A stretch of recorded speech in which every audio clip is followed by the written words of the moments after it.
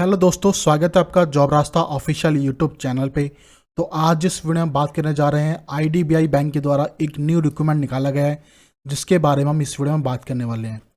तो इस वीडियो में देखेंगे कौन कौन सी वैकेंसी निकाली गई है, क्या क्वालिफिकेशन मांगा गया है और कब तक आप उसको अप्लाई कर सकते हैं, वो हम इस वीडियो में देखने वाले हैं।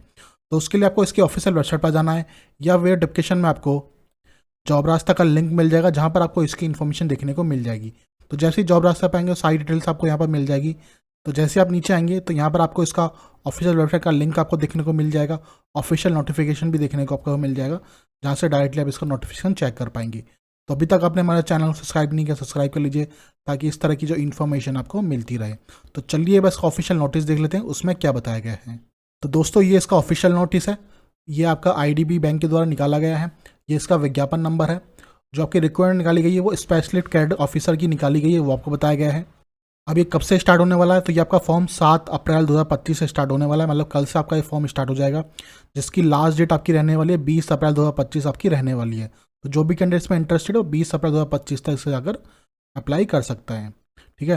अब यहाँ कट ऑफ डेट बताई गई है आपकी एज के लिए, आपकी क्वालिफिकेशन के लिए और एक्सपीरियंस के लिए, वो काउंट की जाएगी 1 अप्रैल 2025 तक आपकी काउंट की जाएगी, तो वो बताया गया है। साथ में आपको बताया कि कैंडिडेट है जो अप्लाई है एक बार में एक ही पोस्ट के लिए पोजीशन के लिए अप्लाई करें, मल्टीपल पोजीशन के लिए अप्लाई ना करें, तो वो भी आपको यहाँ बताया गया है। ये आपको ऑफिशियल वेबसाइट का लिंक दिया है जहाँ से आप इसकी इन्फॉर्मेशन ले सकते हैं। अब पोस्ट की बात की जाए तो ये आपको पोस्ट बताई गई है। ठीक है, ये आपके सारे पोस्ट कोड हैं, ये आपकी पोजीशन है और टोटल ऑफ वैकेंसी आपको बताई गई है।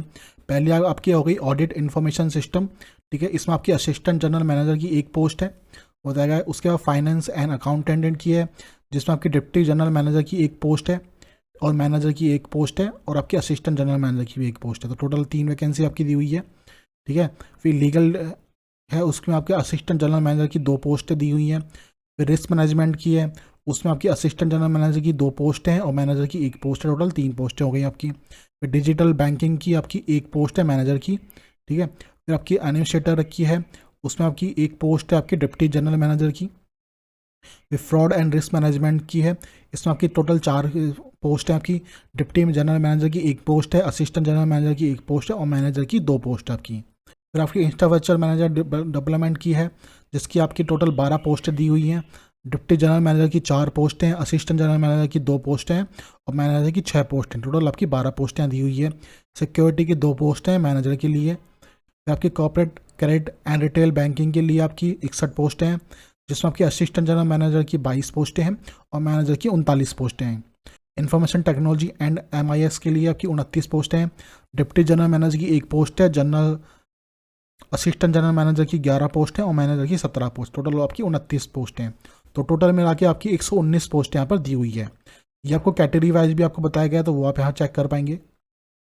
उसके बाद जैसे नीचे आएंगे तो यहाँ पे आपको क्वालिफिकेशन बताया गया है, क्या क्वालिफिकेशन है, क्या एज लिमिट दी है और क्या एक्सपीरियंस आपसे मांग गया है।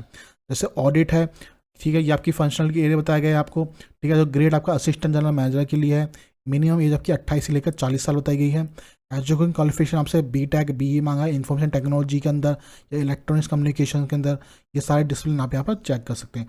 साथ में आपसे 7 ईयर का एक्सपीरियंस भी मांगा गया है एज एन ऑफिसर ऑफ या एवलेंट BA FSI of which 4 year should be functional area information system. ठीक है, तो वो भी आपको यहाँ बताया गया है।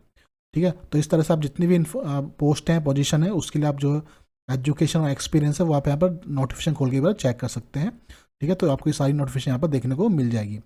यहाँ को डॉक्यूमेंट बताया गया कौन कौन से डॉक्यूमेंट, एजुकेशन क्वालिफिकेशन कौन कौन से डॉक्यूमेंट्स आपके चाहिए, caste certificate, SC ST category से OBC कैटेगरी से आपका कास्ट सर्टिफिकेट कैसे होना चाहिए, बताया। वर्क एक्सपीरियंस के बारे में आपको बताया गया है, क्या क्या डॉक्यूमेंट्स वो चाहिए। फोटो आइडेंटिटी, कोई 2 फोटो आइडेंटिटी की चाहिए होगी, पैन कार्ड हो गया, पासपोर्ट हो गया, ड्राइविंग लाइसेंस हो गया या वोटर ID या बैंक पासबुक, वो सारे आप यहाँ पर चेक कर सकते हैं। ठीक है, अब आपका सैलरी की बात की जाए तो deputy general manager grade D की जो सैलरी रहने वाली है वो 1,23,000 रुपये आपकी रहने वाली है, बेसिक पे आपका रहने वाला है। असिस्टेंट जनरल मैनेजर का ग्रेड C का है, उसमें 85,920 आपकी सैलरी रहने वाली है बेसिक पे। और मैनेजर ग्रेड B के लिए आपकी 64,820 आपके यहाँ पर रहने वाली है, जो बताया गया है आपको। सिलेक्शन प्रोसेस बताया गया है, आपका प्रीलिमिनरी स्क्रीनिंग किया जाएगा जिसमें आपका एज और एजुकेशन क्वालिफिकेशन और एक्सपीरियंस को देख के जाकर आपको शॉर्ट लिस्ट किया जाएगा और फिर आपको ग्रुप डिस्कशन या इंटरव्यू के लिए आपको बुलाया जाएगा। ये एज क्वालिफिकेशन आपको बताई गई, डिप्टी जनरल मैनेजर के लिए एज हो रही है मिनिमम से 35 साल से लेकर 45 साल तक होनी चाहिए, वो बताया गया है। असिस्टेंट जनरल मैनेजर के लिए 28 साल से लेकर 40 साल तक की एज बताई गई है और मैनेजर ग्रेड बी के लिए 25 साल से लेकर 35 साल तक के लिए आपको बताई गई है। उसके अलावा अगर कैटेगरी से आते हैं, आप SC ST से आते हैं तो 5 साल मिल जाता है, OBC से आते हैं तो 3 साल मिल जाता है, एक्स सर्विस मैन है तो आपको 5 साल का मिल जाता है, या पर्सन है अफेक्टेड फॉर 1984 राइट से तो 5 साल का आपको यहाँ पर देखने को मिल जाता है छूट। उसके अलावा एप्लीकेशन फ़ीस की बात की जाए तो आप SC ST से हैं तो आपकी 250 रुपये फ़ीस लगने वाली है, और जनरल EWS और OBC से हैं तो आपकी 1050 आपके यहाँ पर फीस लगने वाली तो बताया गया है। हाउ टू अप्लाई, कैसे अप्लाई कर सकते हैं, तो इनकी ऑफिशियल वेबसाइट जाकर आपको है कैरियर पर जाकर इनका अप्लाई फॉर्म लिंक मिल जाएगा, वहाँ पर जाकर इसको आप अप्लाई कर सकते हो, तो वो आपको बताया गया है। सो इस नोटिफिकेशन में इतनी जानकारी, जो इंपॉर्टेंट जानकारी है वो मैंने आपको बता दी है।